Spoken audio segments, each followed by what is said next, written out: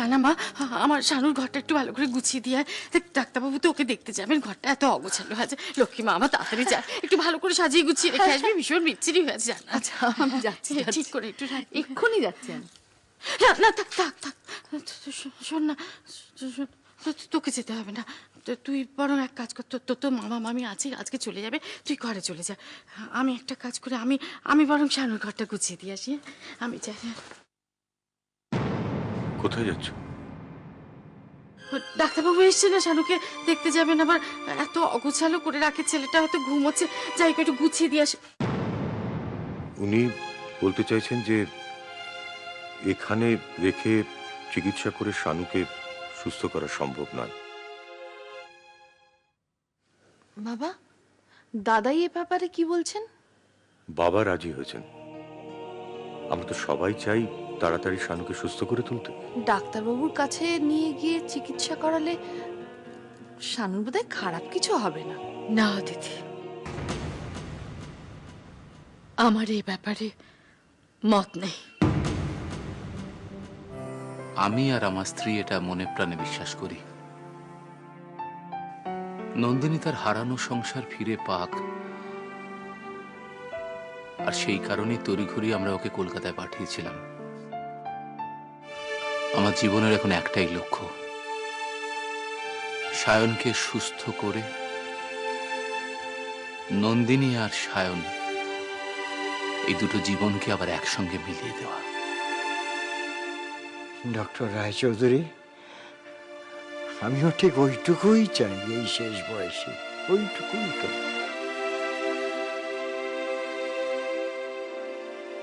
কিরে, বৌমাকে বললি? আসছে। ভালোই হলো, ওনারও কিছু বলার থাকতে পারে। এক্ষেত্রে মার মতামতটা অত্যন্ত জরুরি। এসো বৌমা, শঙ্কর তো বলেছে। আমার আপত্তি আছে বাবা। এখানকার সব পরিচিত লোককে ওর অপরিচিত লাগছে, কাউকে চিনতে পারছে না। এমনও হতে পারে অন্য পরিবেশে থাকলে অপরিচিত কোনো লোককে ওর খুব কাছের মনে হতে পারে। ডাক্তারবাবু, আপনি ওর সব রকম চিকিৎসা করুন, আপনার যেটা মনে হয় আপনি তাই করুন, কিন্তু আমার সামনে করুন ডাক্তারবাবু। আমাদের কতখানি পিছিয়ে দিয়েছে ভাবতে পারো? ঠিক আছে, আজই ডিসিশন নিতে হবে এমন নয়, আপনি আরো ভাবুন, আর আপনারা নিজেদের মধ্যে আলোচনা করে আমাকে জানাবেন। এখন চলি।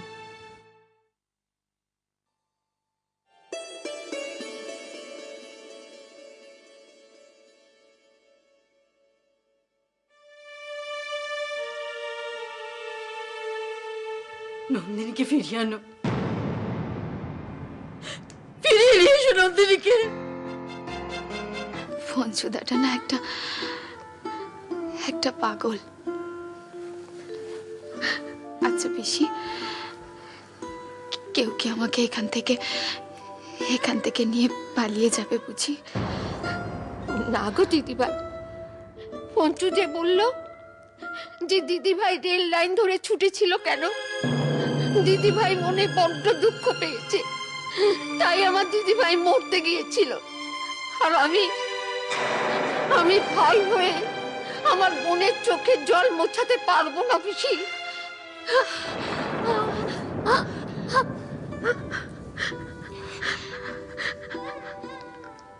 না না পিসি,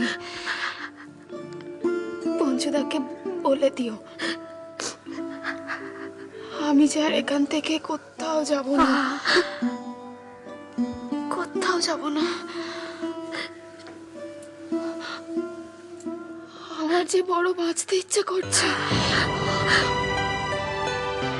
আমার বড় বাঁচতে ইচ্ছে করছে গো পিসি, আমার বড় বাঁচতে ইচ্ছে করছে।